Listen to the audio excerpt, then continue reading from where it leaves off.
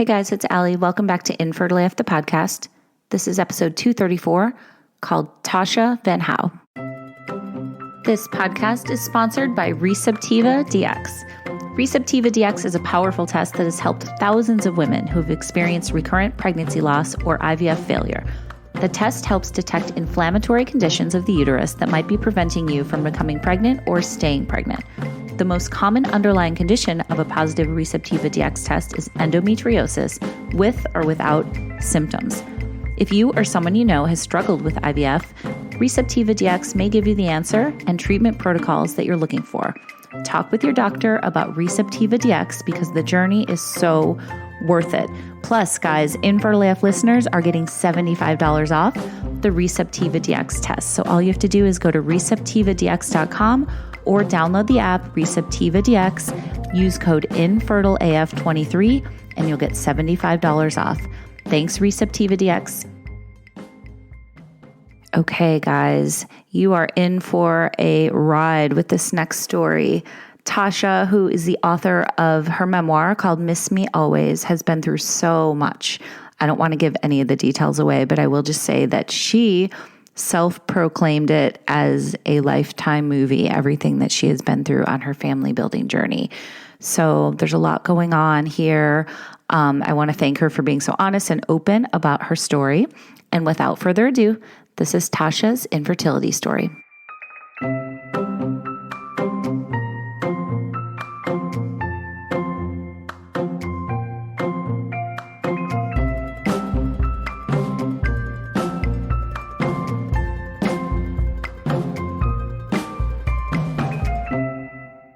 Okay. Hi, Tasha. How are you today? Hi, good morning. I'm doing well. How are you? I'm good. So much to talk about. You have been through a lot. You have a book out called Miss Me Always. We will talk about that. But before we get into all that, let's talk about, growing up. And did you always want to be a parent? Yes, absolutely. I come from a large family. I have 3 brothers and 2 sisters and so many cousins that I'll run into them just walking down the street. So it's always been just, well, this is what I was going to do. I mean, we have family and, big holidays and traditions. And so, yes, absolutely. And then there's my husband who comes from a very small family. It's always just been, mom, dad, grandparents, brother, sister. They always fit at the dining table. So for him, he wanted to have a family, expand, make it bigger. And here we are. How did you meet Jeff? We both worked at Sears department store. Do they still exist? Oh my God, Sears. I have a poster of a Sears department store, like a photograph in my bedroom. Do we need to have a discussion about why you have a poster of Sears? It's kind of an inside joke between my husband and I. It's actually a beautiful photograph too of like an old school Sears department store with like palm trees in the background. But we have like an inside family Sears story that I won't get into right now because it's really off topic, but Sears holds a place in our hearts. Okay, well, then we have that in common. That is where I met my husband.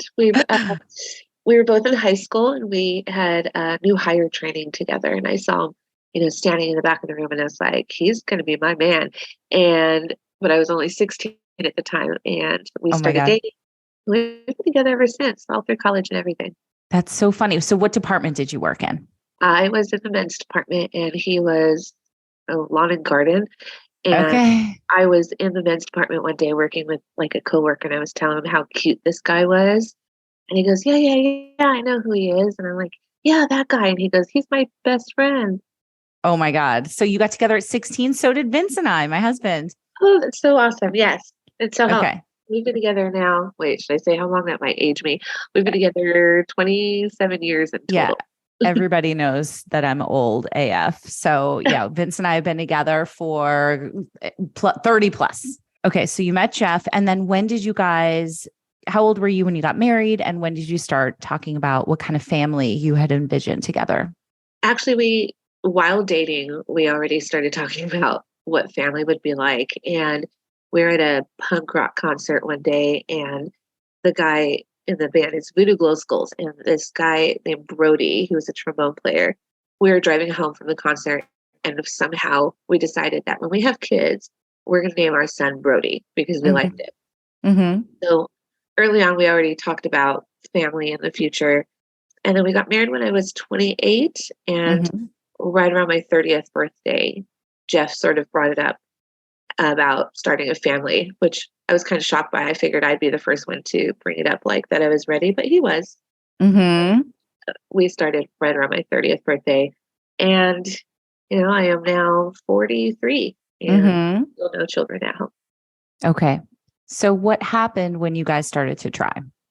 Besides the fun parts, at the beginning, it is fun at the beginning, right? It's a lot of fun at the beginning. Yeah. Sure. But then once, I don't know, after several months when you're sort of expecting, your period to come or hoping that it won't come and then it comes, it's like, oh, so far it's getting old real fast. And it just kept happening month after month. And then probably about 2 years in, I want to say, we finally got pregnant, but I miscarried. And that was that was the blow for me. Like, what is happening? I don't understand. Everyone in my family has children, by looking at each other. Why is this not happening for us? And that, after that, it took us another 6 years or so to get pregnant again. Okay. So were you seeking any fertility treatments during those 6 years, or what was happening behind the scenes? No, we did not. Well, I don't say treatment. We didn't do treatment, but we did do testing. So we did go to an infertility doctor, and we did that god awful test where they put air in your tubes. I can't think of it right now. And yeah, that was painful. We did that, and it came up that, and then Jeff was tested. We both had something called unexplained infertility, which, we might as well just tell me, we don't know what's wrong with you. Right. That's such a frustrating diagnosis because you're like, how can you not know? Right. So what you're telling me is every month this isn't happening, and you don't know why. Right. I mean, there are so many people out there that go through things, but they might say, oh, well, I know I have this because of my ovary count or, endometriosis or this or that. And then I walked out there going, I don't understand. So you don't know what's wrong. And I'm just supposed to keep trying. Right. Exactly. So what were you doing? Like, if you didn't have a diagnosis, were you doing anything in terms of lifestyle or, diet or any holistic stuff, any Eastern stuff? Vitamins, researching things to cut out of your diet. And then after a while that got old again. And I just was like, this is stupid. It's not working. And I kind of went down the path of, it's not going to happen. It's not going to happen. It doesn't matter what I do. It's not going to happen. So then we started, we went back and we talked about maybe doing IUI or IVF. And we just couldn't wrap our fingers around spending that much money. I just couldn't do it. So we decided to just give it a little longer and keep trying. And years went by. How were you guys doing as a couple? Did this cause any strife? That is what is interesting about us, I guess, is it brought us closer together. The more that we knew something was wrong, I guess we opened those lines of communication where we didn't think we needed to communicate before about. So it helped our communication, and we somewhat kind of teamed up and worked together because we both had that, same end goal. But I will say it was the only part that hit us hard was the discussions about, doing IVF or IUI because of the finances. Right. And so you had no coverage or anything like that? Oh, absolutely nothing. So, we would have to take out a loan or do something that it just was financially did not seem right. But of course, in my heart, I'm thinking, I know so many people who have said they've done IVF and now they have twins. I want to do this. I don't care how much it costs.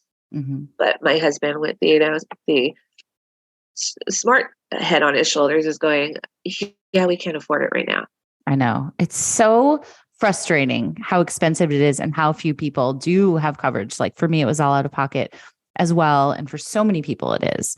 I look at it as you know what, for me personally, like I'm a diabetic and I have asthma. Hey, just chalk it up to another coverage that you need to have. Now I have this issue too, Mm-hmm. and it Mm-hmm. needs to be covered. Okay. So I know that you eventually did get pregnant, right? Tell Yes. me about that. We were surprised and we got pregnant in 2016. Mm-hmm. I joke because I had just quit my job a couple months prior to stay home and take care of my mom, who was afflicted with Alzheimer's. So sorry. Yeah, that's an awful disease as well. Mm-hmm. So I decided I was going to stay home and be her caregiver, and we made that big decision um, to, go down to one income. And I got pregnant. So the joke had been, "Oh, look at that!" All along, it was I was allergic to work and I couldn't get pregnant. Right, right, right. So it was going well, and we were very excited. We did all the big stuff, gender reveal and announce it to the family. I mean, it was, it's a big deal. We had been trying Mm-hmm. for years and years. Absolutely. I mean, that must have been an amazing feeling, but did you have the anxiety that so many people have when they're, pregnancy after infertility or loss, where it's just, you're kind of waiting for the other shoe to drop? Did you feel Oh, like that? 100%. Mm-hmm. We had some of our discussions, our arguments with there because I was excited and I wanted to tell some of the close people that we, in our group. And my husband was real adamant and he didn't want to until we were in a safe place, like after Mm-hmm. the 3 month mark, or even at that point, we were talking about the 5 month mark, Mm-hmm. because he didn't want to go through the the trauma really of having to tell people if we didn't if Right. it continue. And Right. so that was a discussion we had, and finally we decided it was okay to tell a few of our close friends, and then we waited to the 3 month mark to tell the rest of the family. But Okay. the part that I hate about this, and I tell this to people all the time, is the worst part about being pregnant and having infertility issues or having a loss from before, for me, is going to the bathroom. Yes. I know exactly what you mean. Right? I would hold my pee because I don't want to go to the bathroom, and Right. Tell people why if they don't, in case they don't know. because I don't want to see if I might be spotting or find Yep. blood. Yep. I remember I would literally be like, please no blood, please no blood, please no blood. I'm And I would like wipe and I would be terrified to look. Oh, terrified. I just got like a literally like full body something it's still in me. The trauma of that is still in me. Yes. It I don't think it'll ever go away. I really Yeah. don't. 'Cause Yeah. even now, if I go to the bathroom, I have a flashback for a moment going, okay, I'm not even, that's not even what's happening right now. Right. Oh It is God. the worst feeling. That's a really good point. I know so many people listening can relate to that. Okay. So, but you didn't have any spotting, right? And everything was moving along seemingly well. Yes, it was. And I want to say until I, we were already at almost 12 weeks, and we were getting excited and to tell our family that we were pregnant. And then we got the news that, oh, it was awful. The doctor said, you've tested positive for trisomy 18 and it's fatal. So do you want to continue with your pregnancy? Oof. That's a little And, harsh. yeah. And we were sitting there and I said, I'm sorry, I don't know what you're saying right now. What is this? Can I go on bed rest? I Right. didn't know anything about it. And she How said, far along were you at this point? uh, 12 weeks. Okay. We were literally about to have the big, my mom's birthday party where we were going to announce to everybody we were pregnant. And I went Mm-hmm. home in tears going, this is happening. We're almost at our 3 months mark and this is happening. And Mm-hmm. so I called the office back and I said, I need more information. I need to know how I have trisomy 18 and what this is. And I kid you not, she goes, oh, well, let me transfer you to a counselor. And genetics counselor goes, well, you don't have it. The reason we say you tested positive is because of your age. What? And I said, what? She said, I had it. And she literally asked me if I wanted to proceed with my pregnancy. She Oh goes, my oh my God, God. so sorry. No, at this point, you have a 3% chance of having it. Oh my God. That's so different than what they said. You're not kidding. And I had to call my husband at work. I was a hot mess, crying my eyes out because I was either relieved or confused. Mm-hmm. And we made an appointment with the genetics counselor right away, and then we did like a echocardiogram or some kind of other ultrasound, and they said, no, everything looks fine. You don't have it. You have a 1% of having it. Oh my And I God. went, are you kidding me? Because what if I had said, yes, I don't want to, please, I don't want to proceed with this pregnancy. Right. So that's That what, is not okay. yeah. And so then we went into, the reveal with my family that everything, that we were pregnant. But there was still a little piece of me that hated it because I thought in my head, well, what if something's wrong? We already had one somewhat diagnosis, even though she said it wasn't correct. I Mm-hmm. still had that fear. And then it was a few months later that I went back to that same doctor, and she said, you're not producing any amniotic fluid. Your baby won't survive. How do you want to proceed? And I literally called her Dr. Death to her face. Seriously, the bedside manner is shit. Yeah. Beyond. I said, you know what? I don't know what your problem is, but you are Dr. Death. You are trying to play God right now. I don't know if you're trying to maintain the population of this world, but this is not your place. I mean, I went off and we left and got a second opinion, and they confirmed. They said, oh, Brody doesn't have any kidneys, and you're not producing any amniotic fluid. He can't survive this. Oh my God. I'm so sorry. But in my heart, I felt like, that's not right, because in previous scans, the doctors had mentioned his kidneys. So I kept saying, well, he had kidneys. They were seen before. They didn't just disappear. Oh, well, no, we don't see them. You have no amniotic fluid. And then I said, okay, well, I'm going to continue with this pregnancy, and I'm going to breathe life into our son. And that's what we did. I asked for an amnio infusion where they would, I guess, insert fluid, and they said I was too far along. So I didn't do it. We proceeded. He was growing. He was, right in the percentage that he was supposed to be. Nothing else was wrong except for the whole, oh, we don't see his kidneys. So I actually said, you know, the amniotic fluid works as sort of a vision for an ultrasound. It works with the amniotic fluid during an ultrasound. So if I have no amniotic fluid, is it possible that your ultrasound is seeing things incorrectly and you just don't see his kidneys? No, that's not it. Okay. So we proceeded, and at 33 weeks, I gave birth to Brody. What happened when did you go into labor, or like what was happening with you then? Obviously that's early.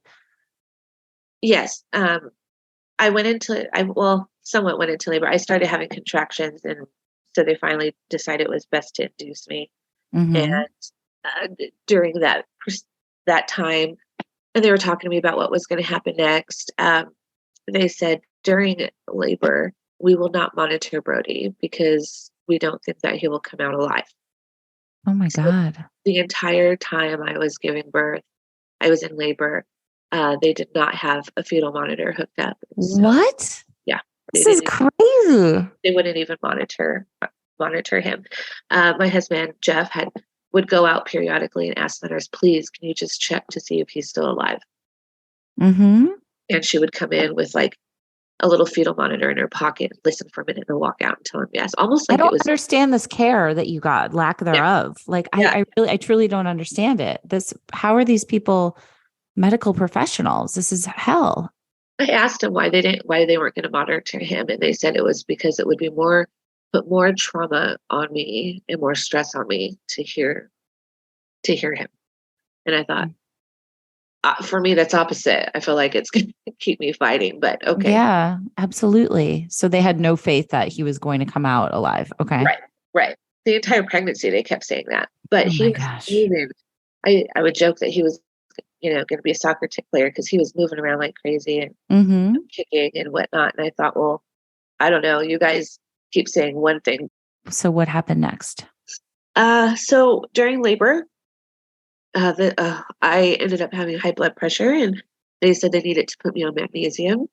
And they literally walked in and said, "We're going to put you on magnesium." And I'm going, "Yeah, okay, that's fine." And he goes, "But it's awful. You're not going to like it. It's actually really terrible. We're going to have to pack you on ice and you're going to be throwing up."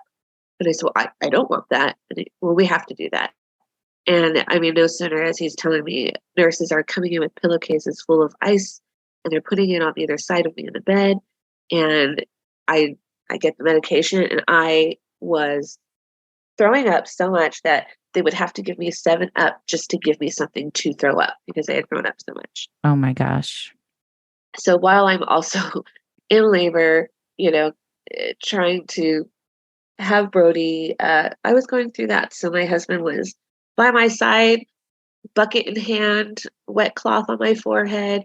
A friend of mine was there helping him. They would like literally switch buckets. I mean, it was awful. And then after hours and hours of trying, they said that Brody was not getting past my pelvis and I had to have a C-section. Mm-hmm. So they did emergency C-section, and as they taped my arm or strapped my arms down to the table and they're prepping me for the surgery, I was throwing up. And at one point I threw up, but I couldn't lift myself up to, like expel it to the side because I had my arms taped down. So my husband starts screaming for help. Mm-hmm. And they came and helped me. And while I was having a C-section, they had to put one of those dental suckers, when you go to the dentist, they put one of those in my mouth. So that way, when like the suction thing, they would suction it out while they were, taking Brody out. So, so there was that. And then when Brody was born, he was alive. I knew he would be. Doctors were so convinced that he wouldn't be. And they did not rush him off to the NICU. And they had us hold him. I had been in labor already for over 36 hours. I was completely out of it. They put him on my chest. I remember it very well, but I remember feeling like I might drop him because I was so weak. So my husband took him, and then he kept asking them, "Is he alive? Is he okay?" Were they going to give him an exam, or like what was going on with him physically? Yeah. And what were you thinking as his mama? You're probably like, "What's going on? Is he okay?" I kept saying, "Is he okay?" I just, even if the words were mumbled, I kept saying, "Is he okay? Where is my son? And is he okay?" I think I probably said it about 1 million times, and in and out of sleep or darkness because I was so sick. I do have a picture. They allowed a friend of mine to photograph everything. And I do have a picture where they listened to, there's a picture of a doctor with a stethoscope on him. I don't know. That's about all I know. They did not rush him off to the NICU. And this is my biggest regret because later on we were told that his autopsy showed that he did in fact have kidneys. And the reason he passed was underdeveloped lungs. This episode is sponsored by True Earth Laundry Detergent Eco Strips.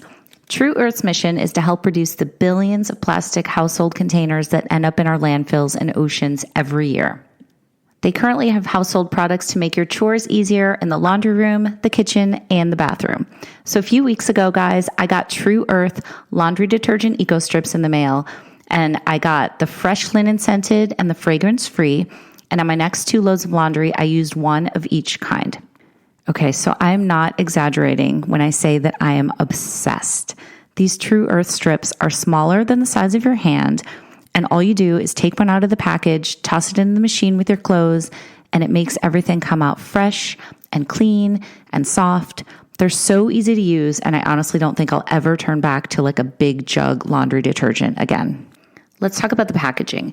It comes in a super compact recyclable paper envelope, and each one contains enough for 35 loads. To see the True Earth package sitting next to my giant plastic jug made me never ever want to use anything but True Earth again. Think of the impact it has on the environment, and if people weren't using all of that plastic. I know that so many of you are into clean and toxin-free household products, so please know that True Earth is paraben-free, phosphate-free, free of added dyes, free of chlorine bleach, vegan, no animal testing, hypoallergenic, and readily biodegradable. It's also really travel friendly. I could go on and on. So here's the best part. You can try True Earth today at true.earth/InfertileAF and use code InfertileAF to get 12% off your order. Again, that's tru.earth/InfertileAF and use code InfertileAF to get 12% off today. Thanks, True Earth. Oh, wow. So, babies are born 2 pounds sometimes and are rushed into the NICU. And I just, Brody was almost 5 pounds. He was a full-grown baby and not rushing to NICU. And I feel like had they done that, maybe he'd be here with us today. Oh my gosh. I'm so incredibly sorry, Tasha. During the process of writing the book, I was, researching things and verbiage that is the correct verbiage to go into the story. And I went down rabbit hole after rabbit hole of what could have been, and other stories and blogs of people who had gone through certain things. And it was it was awful. It was really damaging for me to have done that. I know he wasn't with us on this earth for very long, right? Was it hours or what happened next? About 30 minutes. 30 minutes. I was still in the OR because they were having a hard time getting my placenta out. And he passed, and my husband couldn't take it. He left my side, which I don't even remember, but he tells me his portion, and he went out into the hall and fell to the floor. And that was just his moment. Here I was on the table, looking the way that I did, and he had just lost her, said goodbye to our son. I'm so sorry. He was with us for 30 minutes. And he was cutest baby. People say. Did you get to hold him? I did. Okay. He unstrapped my arms while I was, or at least one arm. They unstrapped one arm so I could hold him. And I held him against my chest. But that whole time I kept saying, "Can you help him? Can you help him? Is he okay?" I remember very vividly that he sort of wobbled his head and looked up at me. And that's it. That's the only memory I have. I sought legal counsel for 2 things. For that, and also for the fact that what I didn't mention was during labor, afterwards, and after Brody was gone, I kept telling the nurses that I couldn't feel my legs. And I kept saying, "It's the epidural, it'll wear off." And by I think it was the 3rd day that I was in the hospital, she said, "Okay, it's time to get up and use the restroom." And my husband swung my legs over the side and helped me up. He essentially carried me to the bathroom. And when he let go of me, I hit the floor quicker than a bag of cement. Oh my God. Hit my head on the sink, fell against the toilet. This was a very big breaking point for my husband. He started screaming for help, almost like something out of a movie. I thought perhaps I was bleeding somewhere, and he saw something I couldn't, but he was absolutely freaking out and screaming for help. And the doctors came in, they pulled him off of me, and the doctor kept saying, "Swing your legs around to the front and we'll lift you up." And I kept saying, "I can't feel my legs." And she said, "That's fine. Just swing your legs around to the front and we'll lift you up." And I said, "I can't move my legs." Oh my God. And she said, "At all?" And I said, "I've been telling you that for 3 days." Oh my God. So some nurses, some guys carried me back to the bed, and that's when she starts checking my legs. And she goes, "You can't feel this at all? Can you move your toe? Can you move this?" And I said, "No." So I ended up being in the hospital longer than anticipated because I had to do a bunch of tests, and I had nerve damage from my legs being dormant for so long on the epidural that when it was time to push and they had, held my legs up against my chest, I had created nerve damage. Oh my gosh. I came home in a wheelchair. My husband had to customize all our furniture, move the furniture around the house so I could get around in a wheelchair. I was in that wheelchair for about a year before I could fully. Oh my God. Are you kidding me? Yeah. Before I could finally start using a walker all by myself to get around. All the while I was still taking care of my mom with Alzheimer's and grieving our son. So it was a great year. Oh my gosh. So I did seek counsel for both those things. And, I have to tell you, I can't tell you how many lawyers responded with malpractice suits are really hard to prove. And in my head, I thought, well, isn't that your job? Isn't that why you wanted to be a lawyer, was to do this kind of stuff? Right. Nobody took our cases. Wow. Not one person stepped up. I don't know how many consults I had or emails that I sent out, and they all had the same answer. So how did you end up being able to walk again? Were you going to like rehabilitation and physical therapy and stuff like that? I did. I went to physical therapy. I was seeing a neurologist back at the same hospital for a while, which is interesting because that's when we found out that Brody did in fact have kidneys, was during one of my neurologist visits, to like check on my movement of my legs. And they said, oh, so-and-so doctor wants to see you. And I thought, oh, okay. And so they brought us into this room with like a large table, and the doctor came in and like 3 other people came in, kind of looked very official, introduced them and sat us down, and then said that Brody's autopsy had came in and he did in fact have kidneys, but it was his lungs that were underdeveloped. I think that all those hospital officials were there just out of legal, I guess. I don't know. But while I was there, they kept offering me meds. I mean, the antidepressants and anxiety meds, and I just kept saying, well, I don't want it. And they literally said, can I ask you why? And I said, I don't want to be medicated. Everything that I'm feeling right now and I'm going through right now is 100% warranted. I don't want to be medicated. Yeah. I need to work through these feelings because this is only going to mask it. And then 2 years from now, I'm going to all of a sudden deal with it. I need to deal with it now.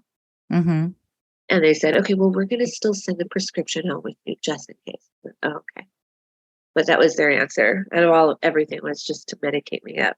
I'm so sorry that you had to go through all this, and you're so strong that you're here now and talking about it and sharing about it. So I know there's a lot more to go. Can we talk about when you guys started to, try again and what happened and where you guys went next? And I think it was probably 2018 at that point, right? Yes, 2018. My best friend and his wife, we are very close with them. They offered to be our surrogate, and we did IVF. And in my head, once again, everything I knew about IVF was successful. So I was like, oh my gosh, we're going to have babies. Maybe we'll have twins. It's foolproof. Like, I'm not even the one carrying. Right. And I did all the egg, had our right. egg. Did you pay out of pocket? We did. We got a loan on the house because at this point we had been through so much. We're like, screw the loans and the money. We're going to do this. And we did. And 17 eggs were retrieved, and every single one of them failed. So through the 10 to 12 days that they just work on them and wait for them to mature, they just slowly started to not make it. And so none of them made it, and we never even got to the surrogate round. Wow. That was 2018. 2019, we decided, okay, let's adopt a baby. Private adoption, brand new baby at birth. We took out another loan for a private adoption agency. And we waited until that was 2019. So end of 2019, right before Christmas, a birth mother had chosen us. And I spent the next few months going to doctor's appointments with her and meeting with her, texting and bonding with her every day. And when the baby was born, literally right before lockdown, we got to the hospital and they said, we're sorry, but she's given that baby to a different family. Okay. Can we back up a little bit? How does that even happen? What? Yeah. And not only was I part of her going to doctor's appointments and everything, she was unhoused. So she did not have living arrangements. We paid for her hotel, clothing, cell phone, food, all of it through the adoption agency. And she gave the child to someone else. And one of the reasons we were so excited about this was because apparently she had other children, but they had been taken from her. The state had taken it from her. So we knew that she wasn't going to be able to change her mind to keep the child for herself because she couldn't. So we were like, oh my gosh, this is This It's is happening. it's happening. It's 100%. And when we got to the hospital, that's what they said. I don't understand. How does the agency allow that to happen? That's the $1 million question, because I called the agency and I called the social worker and I said, this is happening. You need to get over here now. And they said, well, she's legally, she can change her mind. I said, legally, she can change her mind and keep it, but she's been under contract with her. We've been paying for her care for 3 months. Right. That's our baby. How does she just have another family lined up? Yeah.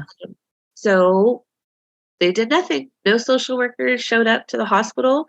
My husband and I sat there and waited and made calls and then walked out empty-handed again. Oh It my was God. absolutely bizarre, like something out of the Twilight Zone. And Yeah. went home, tried our best. We kept saying, can you find out about this family? Can you talk to the family? Send the social worker over there. Nobody was doing anything. And a week later, the sheriff's department called us asking us if we knew anything about the baby's whereabouts or the family. And I said, which was also on my birthday, I said, no, can I ask you what this is about? And he said, well, we've been informed that she sold the baby for $6,000. Oh my God. And I said, oh, okay, well, you might want to check with the adoption agency and the social workers about that, because nobody was listening to me. So was this like a scam?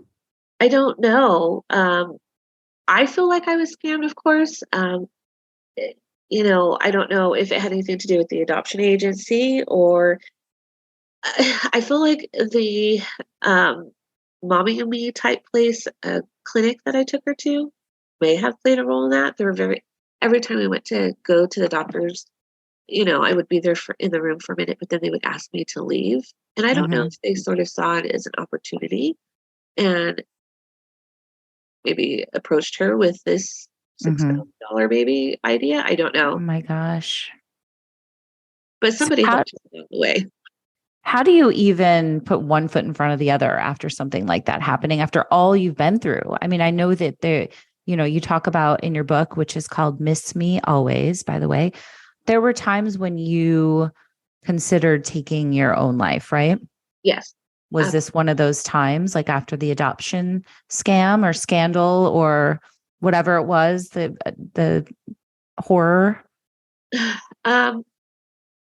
Sadly, I think I was so numb to everything that had already occurred. I had moments, where I would think that I wanted to.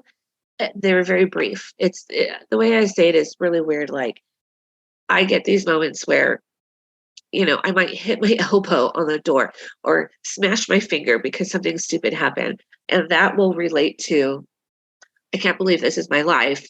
I want to die. Mm-hmm. It's the most random things that will set me off.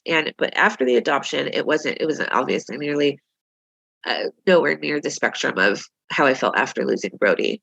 But I think it also has to go with the fact that I had gone through what I'd gone through with losing our son, and then the disappointment that came from IVF, and then now the adoption. I was somewhat numb at that point. And when I came home and nobody was helping us, and I was making the calls and I was, freaking out, I was more angry than I was sad or depressed.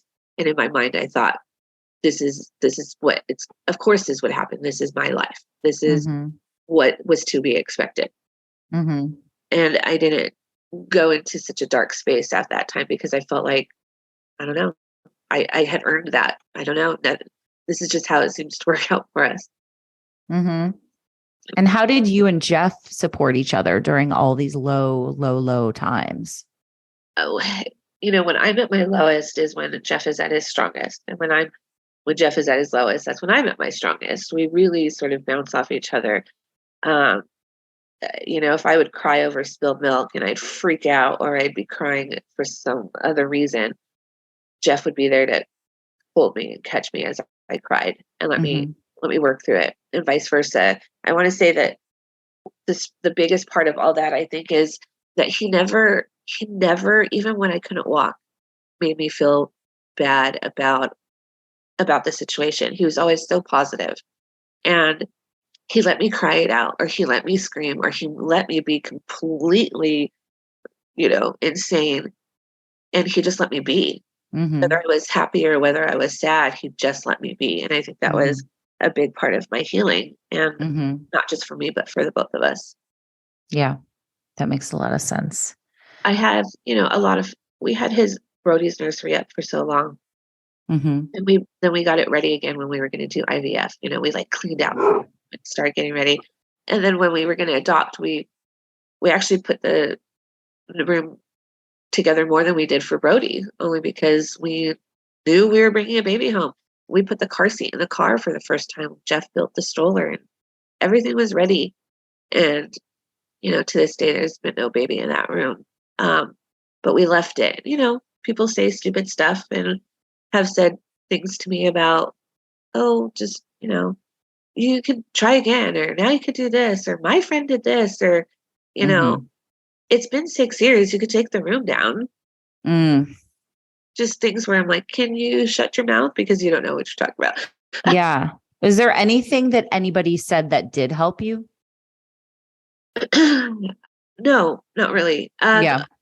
I would say one friend of mine did say when Brody passed, that he was with us for such a short period of time that is like, I think she said something like his eternal life was unblemished or something. And he never suffered or knew unhappiness like, the rest of us would be growing up or something like that. And I thought that was kind for her to say instead of the regular, like, he's in a better place now.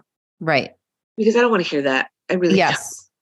That. And for me, it's like, well, it was meant to be, or it wasn't meant to be, or everything happens for a reason, or, happens for a reason. No, it fucking doesn't. Other one was God needed him more than you. Yeah. And I'm like, well, F that. Yeah, exactly. Oh my gosh. Actually, through it all, the comments that we would get from several people are very much what we just said. And then also you can keep trying. Right. So when did you start to think about writing all of this into a book? And in terms of family building, where are you now? Well, a lot of close family or friends would say, Tasha, your story is unbelievable. And I would kind of joke and go, it's like a Lifetime movie. And it really is. I mean, if you hear it all put together, like, how is this possible that it happened to all of this happened to one family? And it did. Yeah. So I know that while I was going through the loss for, even with infertility, like listening to podcasts or trying to find books that I could relate to, or groups that I could relate to, that was the part that helped me the most, which is, essentially you guys are all strangers. Like if I'm sitting here listening to Infertility AF, like it's not like I'm talking to a friend over the phone. I'm listening to somebody I don't know. Or if you're reading a book, it's somebody you don't know. I didn't have anybody really super close that I could relate to until it started to happen. And a good friend of mine, Jennifer, and I started talking, and then obviously my friend Kara and I started talking, and we realized that we were all in this sort of same club, and that was helpful. Although who wants to be in this kind of club? Nobody. That's why it's the worst club with the best members. Yes, it is. And it really is because, besides my husband, Jennifer, Kara, like Shannon, my friend Ashley, like they were like my lifelines through this because relate. And how did you find them? So they're friends from school. However, once they were like my best friends in junior high and high school. But oh wow, once we started kind of having this infertility issues, and I started posting about it, like social media wise, then they came out with theirs. Came to me like, just this is because it's not talked about. Yeah. So wait, it's interesting. Before we started recording, shout out to all your friends, by the way. You were saying that you and your group of friends, your, childhood friends have all had this issue. And you're like, we joke, like, was there something in the water? Which, but honestly, do you think there's something to that? I mean, environmental factors or where you guys grew up or something. Absolutely. I think about that almost once a day. Through this, I have probably gotten, I don't know, an additional 4 messages from women that were all in my class. Mm-hmm. And Where did you grow up? Southern California? Yes. Mm-hmm. Yes. And we have all had baby, the loss of a baby and or infertility issues. It's very strange to me. Wow, that is. I had a book launch party and I invited a lot of them to the party. And when I was making my speech and I mentioned, it's not talked about, you probably know somebody that has gone through it, or you have gone through something yourself and maybe not even told anybody about it. So I asked everybody to hold up their light on their phone. And if you have suffered through this, and whether it's loss or infertility, and I asked them to hold up their light. And for the people that didn't hold up the light, I said, take a scan around the room and see how many people it's affected just in this room. And it's crazy to see the people that were in our high school class that it affected. Mm-hmm. So yes, I always say, was it something in the water? Wow.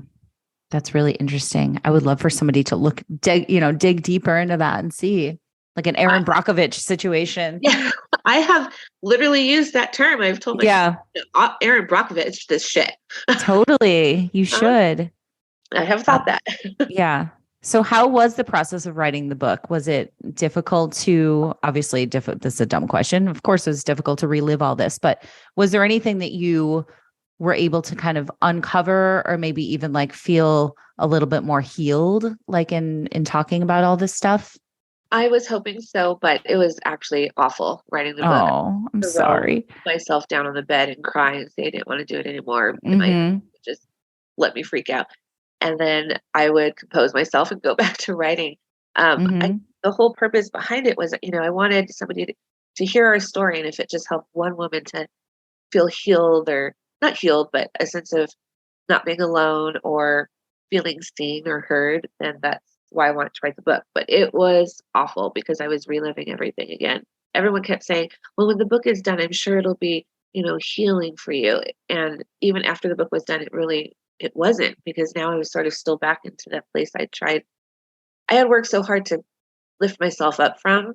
Mm-hmm. However, since then, women have been reaching out to me that have read the book and have shared their story with me. And that process has definitely made it all worth it. And it's slowly healing me as well.